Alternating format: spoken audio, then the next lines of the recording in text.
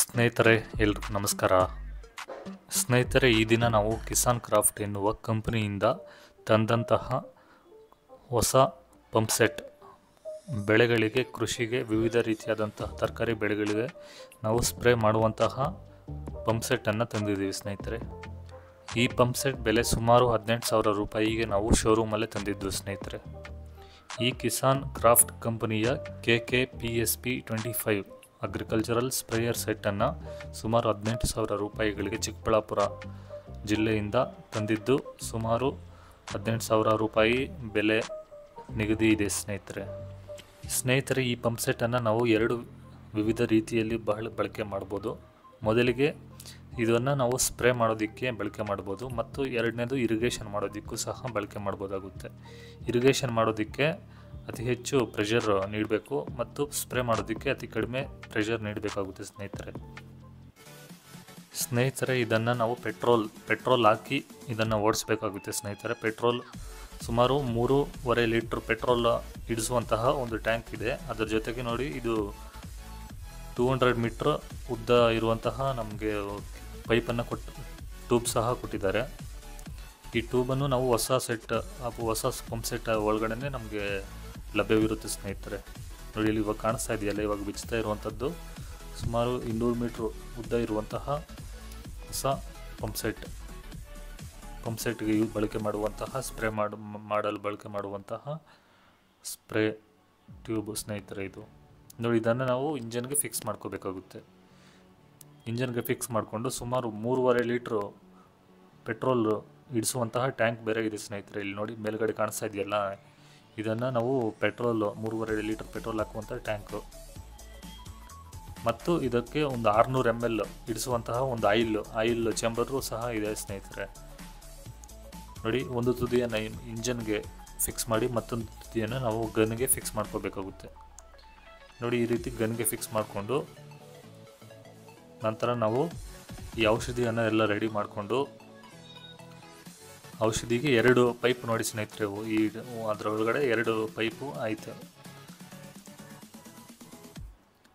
ನೋಡಿ. ಇವಾಗ ಇಂಜನನ್ನು ಹೇಗೆ ಸ್ಟಾರ್ಟ್ ಮಾಡೋದನ್ನು ನೋಡೋಣ ಸ್ನೇಹಿತರೆ. ನೋಡಿ, ಇವಾಗ ಕಾಣಿಸ್ತಾ ಇದೆಯಲ್ಲ, ಈ ರೀತಿ ನಾವು ಜೋರಾಗಿ ಎಳಿಬೇಕಾಗುತ್ತೆ. ಇದನ್ನು ಎಳೆದಾಗ ಒಳಗಡೆ ಇಂಜನ್ ರೊಟೇಟ್ ಆಗಿ ಇಗ್ನಿಷನ್ ಸ್ಟಾರ್ಟ್ ಆಗಿ ಇಂಜನ್ ಸ್ಟಾರ್ಟ್ ಆಗುತ್ತೆ ಸ್ನೇಹಿತರೆ.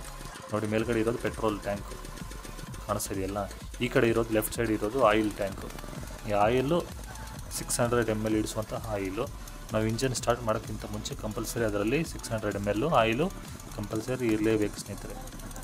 ನೋಡಿ, ಎಲ್ಲ ಸೆಟ್ ಆದಮೇಲೆ ಎಲ್ಲ ಒಂದೊಂದು ಕಡೆನೇ ಎಲ್ಲ ಸೆಟ್ ಮಾಡಿಕೊಂಡು ಎಲ್ಲ ಪೈಪ್ ಎಲ್ಲ ಫಿಟ್ಟಿಂಗ್ ಆದ ನಂತರ ನೋಡಿ ಸ್ನೇಹಿತರೆ, ಈ ರೀತಿ ಕಾಣಿಸುತ್ತೆ. ಈ ರೀತಿ ಜೋರಾಗಿ ಎಳಿಬೇಕು. ಜೋರಾಗಿ ಎಳೆದಾಗ ಇಂಜನ್ ಇಗ್ನಿಷನ್ ಸ್ಟಾರ್ಟ್ ಆಗಿ ಅದು ಆನ್ ಆಗೋದು. ಆನ್ ಆಗಿದ ತಕ್ಷಣ ನಾವು ಅದನ್ನು ಚೋಕ್ ಥರ ಇರುತ್ತೆ ಸ್ನೇಹಿತರೆ. ಆ ಚೋಕನ್ನು ನಾವು ಜೋರಾಗಿ ಪ್ರೆಸ್ ಮಾಡಬೇಕು.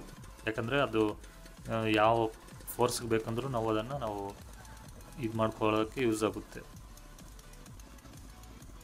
ಪ್ರೆಷರ್ ಸೆಟ್ ಮಾಡ್ಕೊಳ್ಳೋದಕ್ಕೆ ಇವಾಗ ಪ್ರೆಸ್ ಮಾಡಿದ್ರಲ್ಲ, ಅದನ್ನು ನಾವು ಯೂಸ್ ಮಾಡಿಕೊಂಡು ಇಂಜನ್ ಸ್ಪೀಡು ಕಂಟ್ರೋಲ್ ಮಾಡ್ಕೋಬೋದು.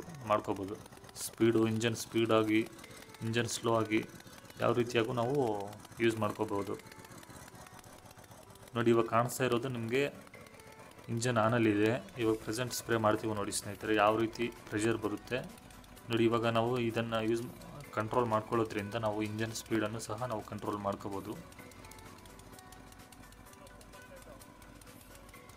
ಪ್ರೆಷರ್ ಜಾಸ್ತಿ ಆಗಿ ಅಕಸ್ಮಾತ್ ಏನಾದರೂ ನಾವು ಕಂಟ್ರೋಲ್ ಮಾಡ್ಕೊಳ್ಳಿಲ್ಲ ಅಂದ್ರೂ ಈ ರೀತಿ ನಾವು ಬಳಕೆ ಮಾಡ್ಬೋದು ಸ್ನೇಹಿತರೆ. ಚೆನ್ನಾಗಿದೆ, ಒಳ್ಳೆಯ ಪ್ರಾಡಕ್ಟು.